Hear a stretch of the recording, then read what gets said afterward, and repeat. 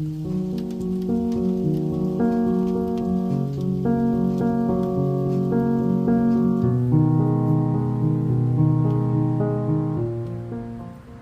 got this wool for 50p from the charity shop, and I've cut one big long rectangle, ta-da, and two small squares.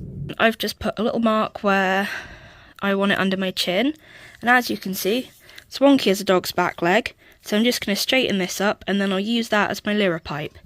And then I have these squares that will go as gussets in the front and back and create almost like a mini poncho effect as part of the hood, which should be, fingers crossed, rather fun and not too difficult.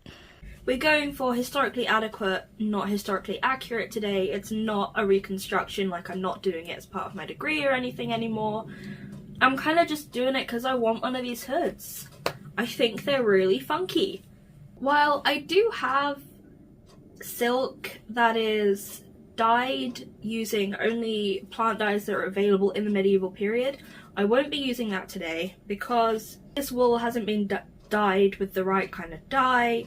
It's a colour that would be achievable in the period that I'm going for, but what I am going to do is use mercerized cotton, which looks and feels nearly identical to the silk thread that is hand spun and hand dyed. And so it's really nice being able to compare this material to the original kind of style of thing that I'd want to be using, to be able to go, oh yeah, no, that's fine. You would have to look at this under a microscope to know without the label.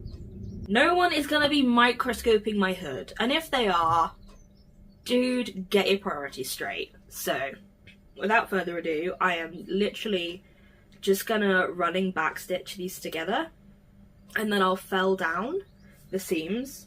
It's not going to be anything wildly exciting, but I'm looking forward to doing it. This wool is kind of almost a little bit felted already, which is really nice. One that's a tiny bit smaller than the other, I'm going to use that at the front.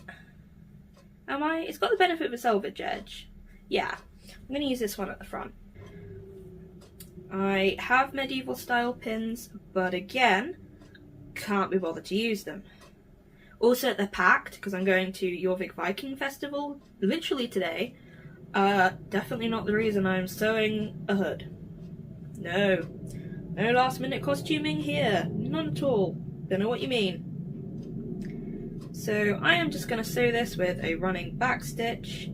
I do not know whether or not a running back stitch is historically accurate. I know that there is running back stitch. Okay, I believe from the top of my head, without looking in the book, that there is evidence of a running back stitch, or at least a back stitch used in the London hood, which is significantly after. Well, in England we tend to date the Viking age to 1066 with the Norman invasion. The Museum of London book that I have and adore, Textiles and Clothing from 1150 to 1450, is clearly after the Viking period. But these are little seams, and then, you know, I've got to like fold back a little bit on the hood maybe, or just do some decorative stitching around the outside. But like, this wool just doesn't really fray, so I'm not massively worried about it.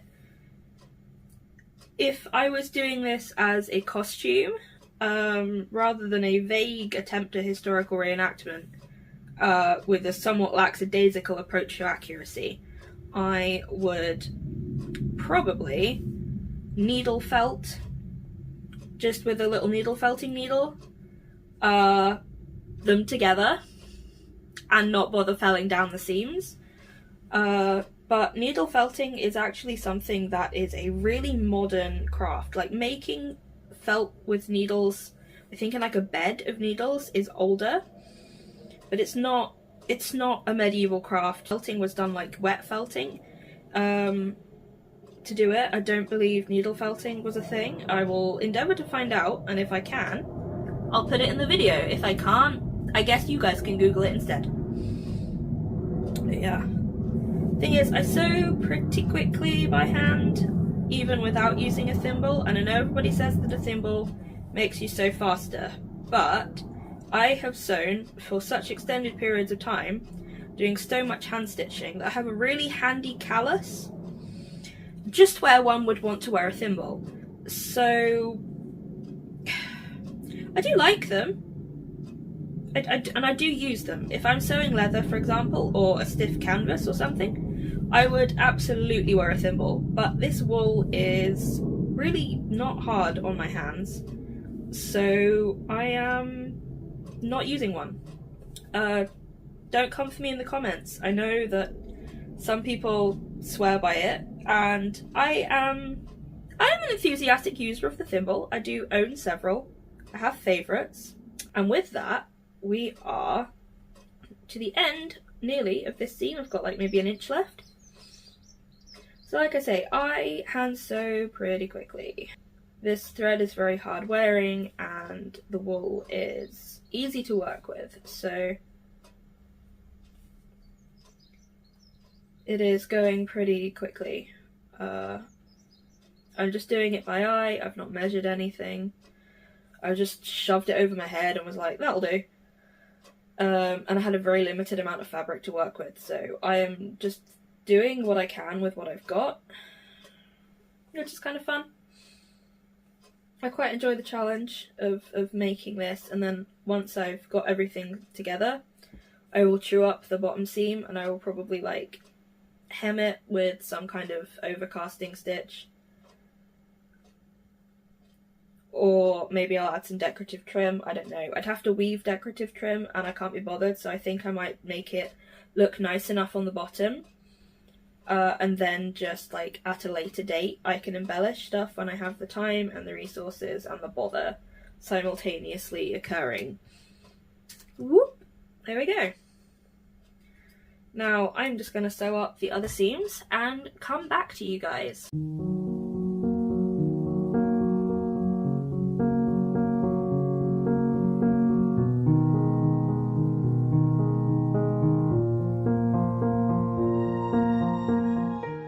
I am just doing a running back stitch here. I will then fell down the sides once I've pressed them. So my stitches are reasonably close together. I could get them a lot closer if I used stab stitching, but as you can see, the wool doesn't need any closer than this with the kind of wool this is. And I'm going to be felling the seams open and down anyway, so they'll be fine.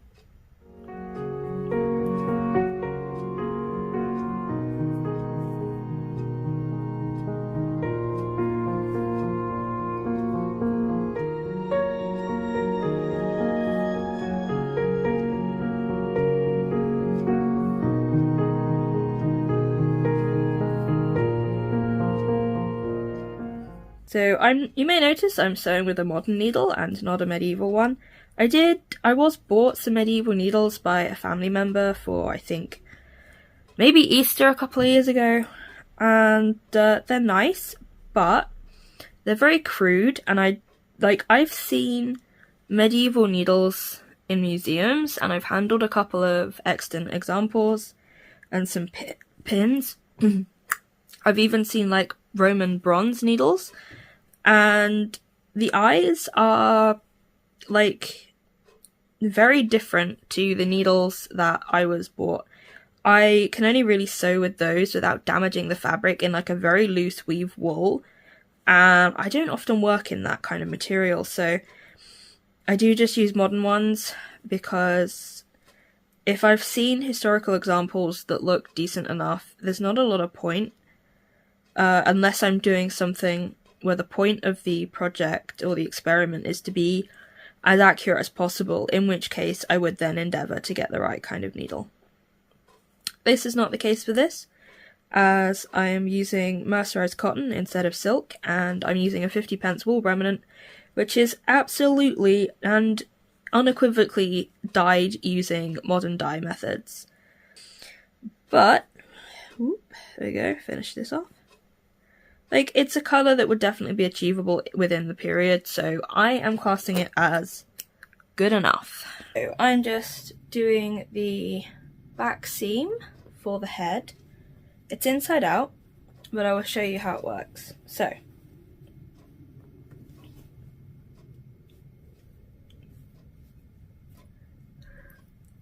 whoop, the back will be all stitched up. Stick a little pin in there so that you can see it. And the idea is that it sits like this.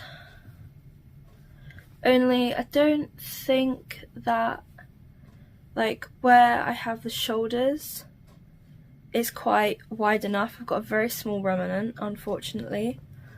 There's not a lot I can do about that though. So I either have to make 2 slits and use the leftover wool to make another little gore and forego the Liripipe, or round off the cowl to get some more fabric. I'm thinking I might forego the Liripipe in this particular instance, because it would make it a little bit more practical and a little bit more usable day to day.